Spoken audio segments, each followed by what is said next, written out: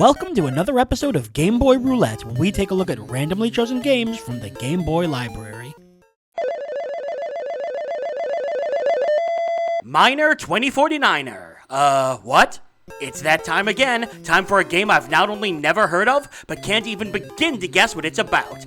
All I have to go on is the title, which tells us it's about mining, I guess. Maybe future mining, since it's 2049er. And since the term 49er refers to someone who participated in the 1849 gold rush out west, I think it's safe to assume we're going to be doing some mining in this game. It's kind of funny that games centralizing mining are a relatively recent thing. Obviously, Minecraft is the exemplar, but games like Stardew Valley, SteamWorld Dig, Terraria, and Deep Rock Galactic have pretty central mining gameplay. But before 2000, I think the closest we got is, Dig Dug. So let's dig deeper into where this game comes from. Originally developed in 1982, it was made by Big 5 Software, a company that mostly made clones of famous video games, such as the Galaxian clone Galaxy Invasion or the Lunar Rescue ripoff Meteor Mission 2. Miner 2049er reportedly took a lot of influence from both Donkey Kong and Pac-Man, and did end up being a pretty decent success for the time, hitting pretty much every console. It even got a few sequels, such as the delightfully titled Bounty Bob Strikes Back. It's one of those games that maybe doesn't have much relevance now, but back in the day definitely made its mark on gaming. But the question is, how well does that mark translate to the Game Boy? The box art looks mighty comfortable sitting there in your dreams for the rest of your life. Bounty Bob is terrifying, and I cannot even begin to guess what kind of animal this is. Shouldn't this be in the future? Man, 2049 looks boring. So how does this classic game fare on the Game Boy? Let's chip away at Miner 2049er. Ooh, quiet music. Miner 2049er. I really don't know what to expect with this one. I'm curious. I think there's only one of me. Oh, look at him. Player one, the slides. Okay. Okay, so what do we do? Oh, what? Oh god, I died. I fell down a slide. I can also see a very weird glitch there. Oh, it literally means the slides. I did it again. Wait, the hammer. I see. This is the Pac-Man influence they were talking about. You pick up the hammer, and then you can kill the enemies. Oh, wait a minute. I think I'm understanding what they want me to do here. Like I said in the intro, that it's incorporates stuff from both Pac-Man and Donkey Kong. And I think I now understand what they mean. It's like Donkey Kong because it's side-scrolling platforming, climbing up. And it's like Pac-Man because you have to change all the tiles over, or in Pac-Man's case, darn it, pick up all of the power pellets. Come on, darn it, I gotta make it over there. And you can kill enemies by picking up items. Okay, game, we are on the same page. It looks like any item I pick up can do this, though. Oh, and you need to watch out. What? Huh? Why did I... What is there? Oh, bottom right. That's a time limit, isn't it? Okay, I understand now, game. Alright, but now I know what to do. Key, got it. Oops. I am noticing it's a little hard to step on some of the tiles. Just because the slides are right there. No. Gotcha.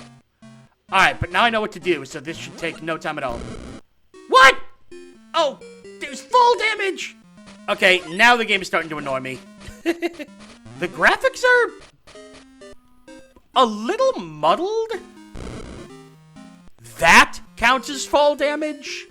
Okay, the fall damage is kind of killing the experience.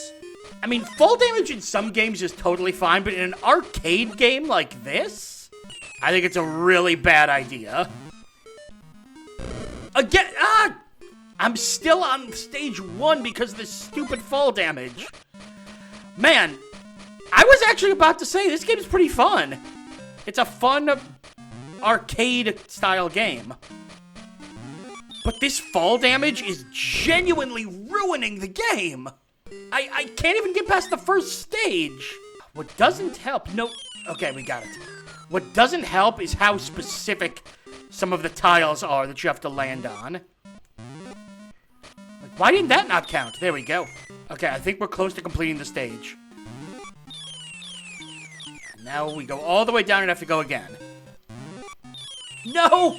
There's one more. Oh, it was so close. It was so close to being great. There we go. Okay. Nice pose there, Prospector. Station 2, the transporters. Ooh, elevators. But there's probably... Okay, but that's not fall damage. But that is. Again, I think I can totally understand them saying it's a mix of Pac-Man and Donkey Kong. The influence from both is clear. But just a couple tweaks could have really pushed this game into being pretty memorable and fun. Unfortunately, due to... Did that just say herd? What did I just pick up?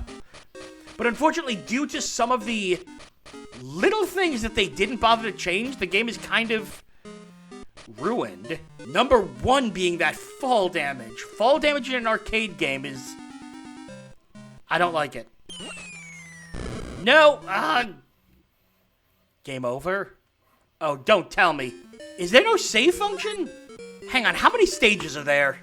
Oh my god! There's only 10 stages. Wow, that is... For an arcade game on the Game Boy, that is pathetic! This is a fantastic example of a game that has potential, but the execution is ruining it. The graphics are alright, the core gameplay idea works, but just the way they did everything really has hurt the game. It's a darn shame, too. I'm digging how the game is functioning. They just did everything wrong. Bad news, everyone. The year 2049 is going to be really disappointing. When I loaded this game up and started playing, I actually thought there was some real potential in there, with its mix of gameplay styles and its odd but charming art. But man, the more I played, the more I realized the game fell into the sad category of great idea, awful execution. At its core, the mix of Donkey Kong and Pac-Man was one with a lot of potential. Jumping around, making sure you step on every tile, is a perfect mix of puzzle and platforming that could have made this game great. But everything was just off. The jumping didn't work well, levels were rather dull, and having a ton of different power-ups that all do the exact same thing is a weird thing to do. So at its core, the gameplay just didn't really click.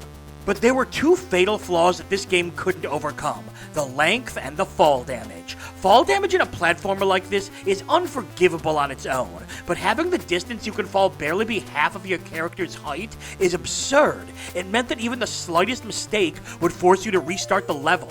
But the even bigger issue is the game's length. 10 levels. 10 levels for a game like this is a joke. It means you can beat the game in about 10 minutes if you know what you're doing, or even if you don't know what you're doing but can adjust to the gameplay quickly. It's amazing that they could release this game like this and expect it to be okay. It goes without saying at this point, but you should stay far away from Miner 2049er, because even though it has an interesting approach to gameplay, it does absolutely everything else wrong. So you'll have to get your Game Boy mining fix elsewhere. Have you tried contacting Mr. Doug today? And that's all for another episode of Game Boy Roulette. Make sure to like the video, comment, and subscribe to follow the series as we continue to dig through the Game Boy vault. I'm Brian J, and I'll see you next time.